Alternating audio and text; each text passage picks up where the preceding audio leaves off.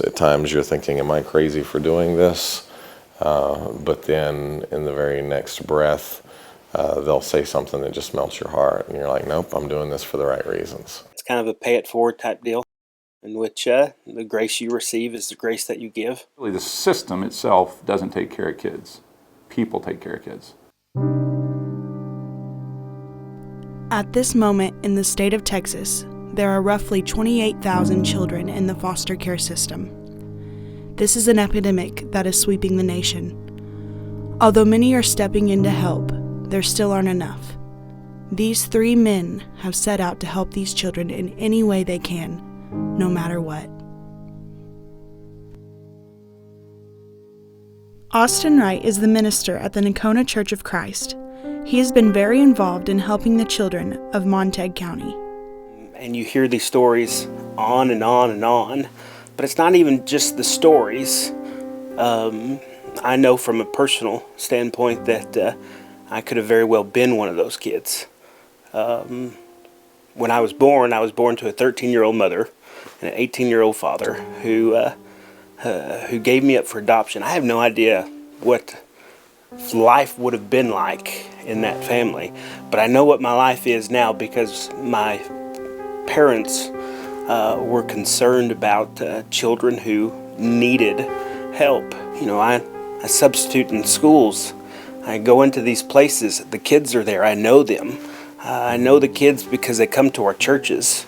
They walk into our stores. It's a personal thing, and we can't sit idly by while these kids are being abused and neglected and do nothing. The sad thing is that there's not enough foster families in our county. We need 12 to 15 foster families in our county so that we can place those kids taken out of their families through CPS with a home here in the county, but we've only had 4 or 5. And so a lot of times these kids are taken out of their homes, which causes a second trauma in their lives because they're taken out of their schools, away from their other family, away from their friends, and placed in other counties, even as far as Houston. Representative James Frank is the representative for the 69th District in the state of Texas. He works through the government to help make life better for foster children. And one of the ways we got involved was because our church started to do it, and really we didn't know until, had one of our really good friends get involved that a lot of the kids that got taken out of homes here were taken to other places around the state because we didn't have foster homes. It's one thing to be moved out from your parents' house, but then you also are ripped out of your school and out of your, if you happen to be going to a church or anything else, you're taken away from everything if we don't have foster homes in those communities. And so, anything you can do to get more foster families in the communities is good. One of the things I've been working on is trying to make it a little bit easier to do foster care. There's 28,000 kids that the state of Texas has said has removed from parental control, and we're 100% responsible for them. And that is, if you're 100%, the state of Texas, if you're 100% responsible for 28,000 kids in Texas, you need to do it very, very well. Anybody can get involved, and really, you've got. If you have 28,000 kids in Texas whose lives have been disrupted because of, in almost every case, because of really irresponsible acts on the part of their parents. And we need really 28,000 responsible adults to intervene. Mr. Patrick Flanagan is the head band director at Nocona High School. He and his wife have adopted 4 of their 5 children. I was actually standing on a ladder watching my high school band march, and my wife called me on the phone. She said, Janice, that's our caseworker, she just called and there's a baby boy and she wants to know if we'll take him. He's 3 weeks old, and I've got to call her back within the next 5 minutes with an answer.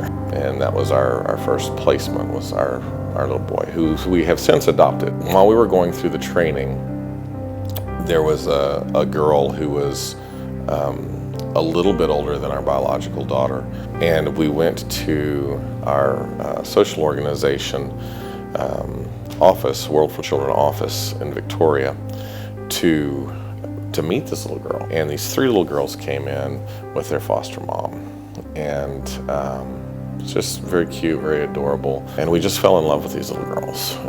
And as soon as they left, We looked at our caseworker and said, Janice, if those girls come open for adoption, we would be interested. So in January, they started to come to our home for play dates and then for overnight visits, and they did that for about 4 weeks. And then they moved into our home on the Monday following Valentine's Day that year. So we went from 1 child in August to 2 children in September to 5 children in February. The first 6 months were pretty chaotic. Children who are in foster care tend to try to push adults away. Our at the time, 5-year-old was emotionally about the level of a 3-year-old. She didn't know how to communicate anger or being upset or sadness other than just screaming and crying. She would crawl into the table and just scream and cry for 2-3 hours straight. And nothing you could do would console her. There was nothing you could do until she got it out of her system. So I spent many a night sitting underneath the table, telling her things were going to be okay and it was going to be all right, and that we loved her no matter what. 3 men, all with different stories and backgrounds, have joined together to fight for children who cannot fight for themselves. One cause, 28,000 children.